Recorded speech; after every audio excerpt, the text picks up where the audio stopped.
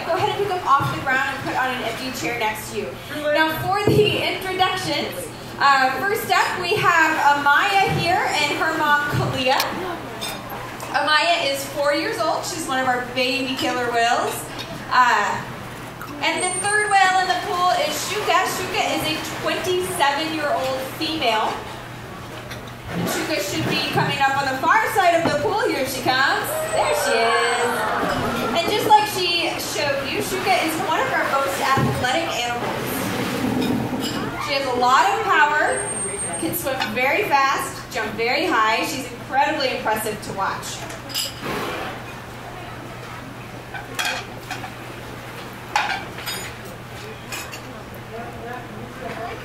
Guys, you can just get a first plate to start on. Okay, great, thank you.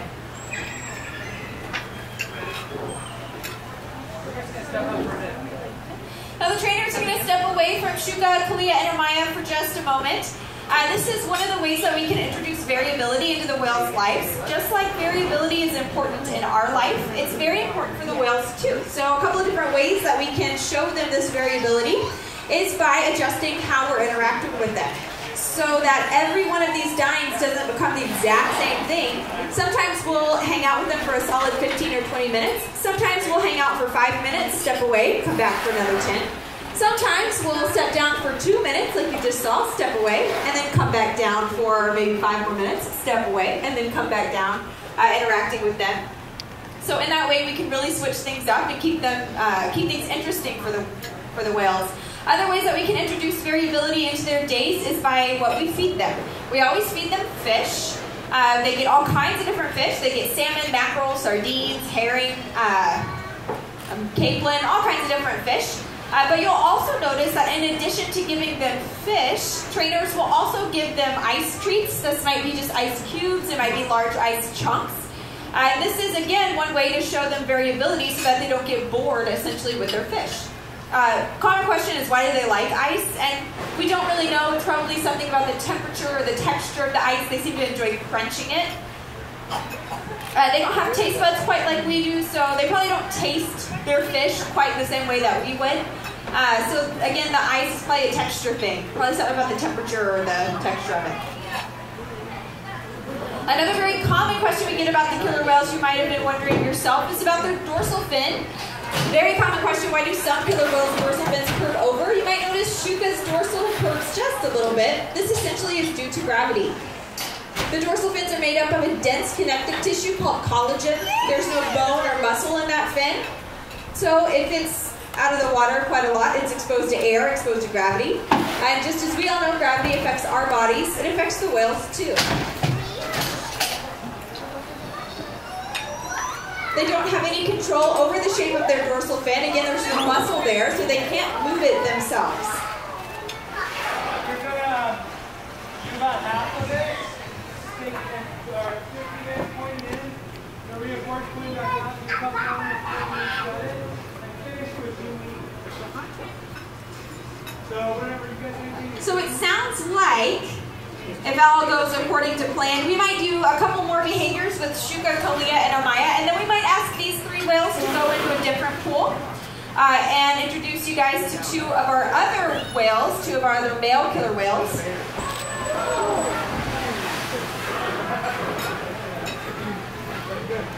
And that's another example of some variability for the whales.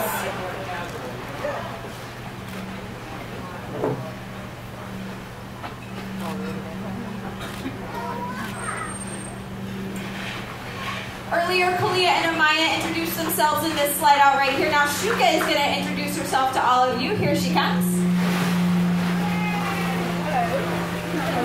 Shouka is about 5,000 pounds. She's probably just a little over 5, whereas Kalia is just a little under 5. Both are pretty petite little whales. And then Amaya there, who's still growing, has a lot of growing to do, is weighing in at about 2,400 or 2,500 pounds right now.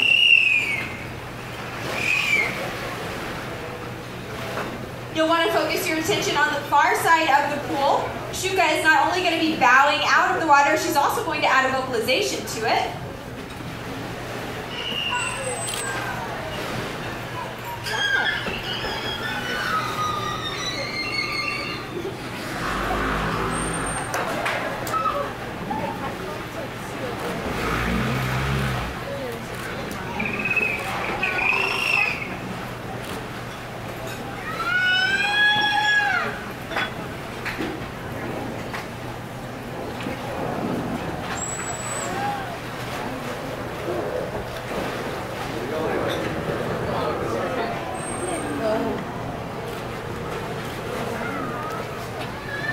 think we believe it regardless. Okay. And across the pool, Kalia and Amaya are going to bow out of the water for you all, right where that target pole was tapped. Here they come in 3, 2, and 1. This is an impressive behavior coming up from Shouka. She's going to do a small bow on the left-hand side of the pool. The second one, second or third one. Here that behavior comes. Wait, we're not even in the picture. And then you want to point your attention to the center of the pool, right where that ice cube was thrown. Here she comes.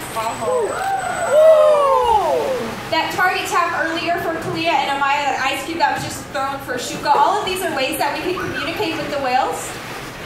That ice cube and that target pole tap allow us to tell the whales where we would like them to be in the pool.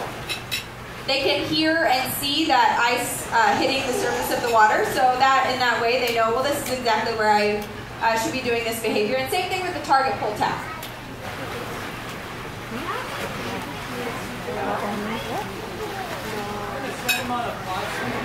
Okay. And then I'm going to call into the red. If you want to point Shouka to me, I'll feed her clear back on 3 back out. Okay.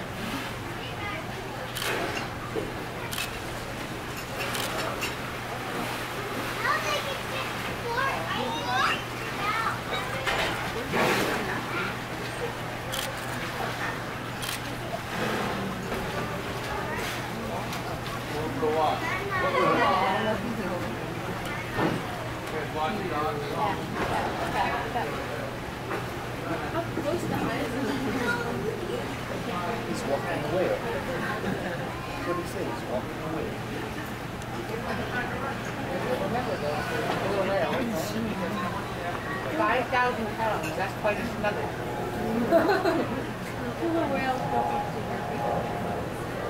I think 100 pounds snuggle sometimes with stuff we take. Instead of 5,000.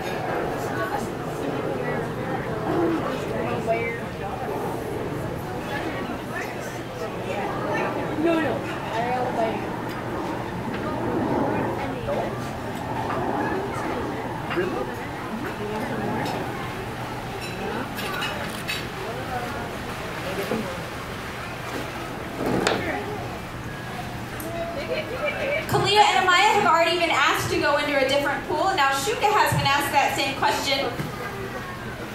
So as soon as they're in the other pool, if they let that gate shut, if they say, yeah, we'll hang out in this other pool, then we can bring in 2 of our larger male killer whales, Ulises and Keet. Oh, change of plans. Girls are going to come out again, and then we will ask them to go into a different pool. This is actually a hard question for these 3 whales. They love this back pool because we actually have live fish that live back here with them. On the right-hand side of the pool, up against this slide-out area, we have several large boulders, and in those boulders, we have some sun surf perch, I believe is what they're called. And Shouka and Kalia in particular love watching these fish swim around and hide in the crevices of the rocks and come out. And What are the chances? they've created some little friends there. So when we ask them to commit to going into a different pool, sometimes they tell us no thank you. And here comes a whale on the far side of the pool. I'm going to assume it's Shouka and Kalia. Oh, no, it's Amaya. Well, all 3 of them. There they are.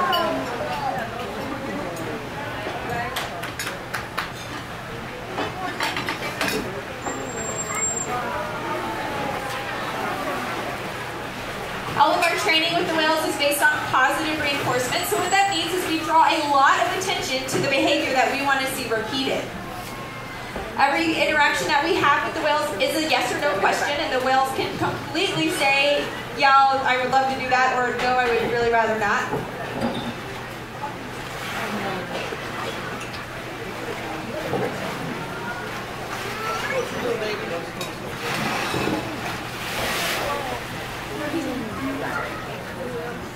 I don't know if they switched. They tried to get them to switch, but they weren't sure if they could.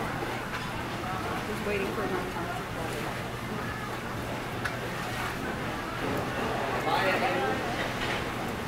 I know.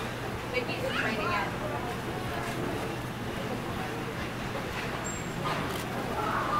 It's a little bit, I think we can get one.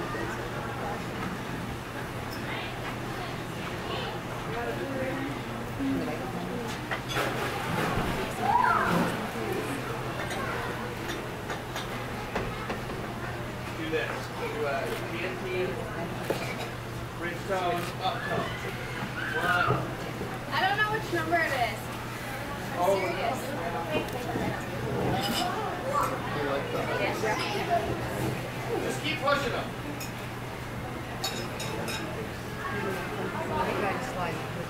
Sorry. Like that. Did you see that? This is some fun behavior on the far side of the pool. Right where that target pole was being tapped, all three whales are going to showcase the impressive power of their tail flukes. Here they come. Now you just hear that telephone ring. That's telling the whales they did a great job. Is it? Yeah, I think we'll have to sort of grow later and figure out which ones are good. And now the girls are being asked to go into a pool right around the corner. We have 5 different pools here, and collectively the facility holds almost 6 million gallons of water.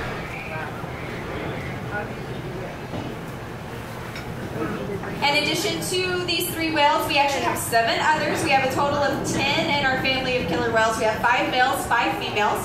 Our youngest is Amaya, so you did get to see the baby of the babies. Although she has an older uncle who is 6 years old, I still consider him a baby. In addition to those 2, next in line is probably, who would it be, Kalia? Kalia is a 15-year-old female. And then she lives here with her older brother Nakai, who's 17. Kaika is 16, so we have quite a few teenagers here. It's thought that killer whales will grow into their late teens, early 20s, particularly the males. Next in line in that age range, I think it's Keet, because his birthday is like 2 weeks before. So Keet's next in line at 27? 20. So Keet and Shouka are in their mid-20s. Both of their birthdays are in February. Here comes, it looks like both boys on a slide out right over here. Watch out for just a bit of water. That's Keet. G'day, Keet. And then right there on the other side is Ulises. Both of these boys are very large, very impressive. Ulises is our largest whale at about 10,000 pounds. Ulises is in his early 40s, so he's significantly older than the other whales I've talked about and that you have seen so far. But you wouldn't know it by his behavior. He's very, very athletic and quite graceful for being such a large male. One of the things that you'll notice about these 2 males, especially if you were paying a lot of attention to the anatomy of the girls that you saw earlier, these whales are generally much larger, but they also have larger dorsal fins on their backs, larger tail flukes, and larger pectoral flippers.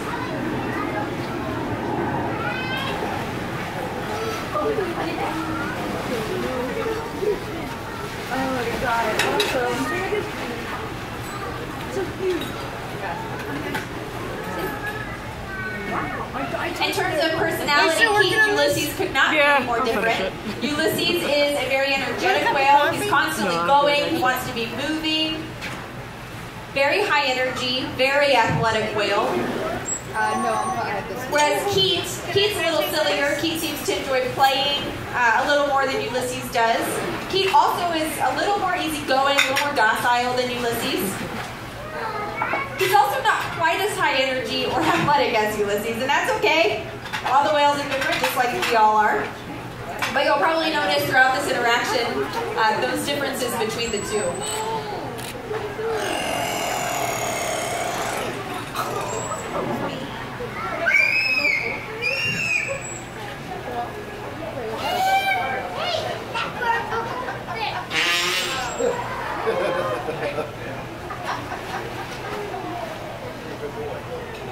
We've got a fish. Here, that's right. He's a bird. He stole a bird.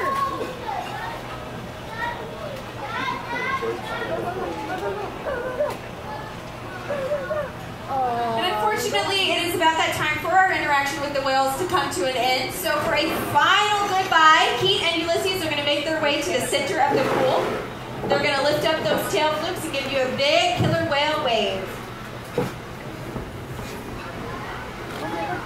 On behalf of the Dine staff, the Shamu trainers, and of course our incredible killer whales, we thank you guys so much for joining us today. Please come check out our 1:30 Orca encounter. If you want to see some more impressive whale behavior, you definitely don't want to miss it. Hope to see you all there.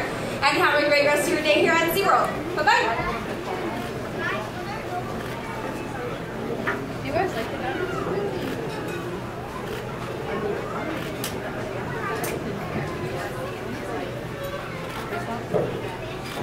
Wait, isn't that cheesecake? Fine. Whoa! Whoa! Uh-oh.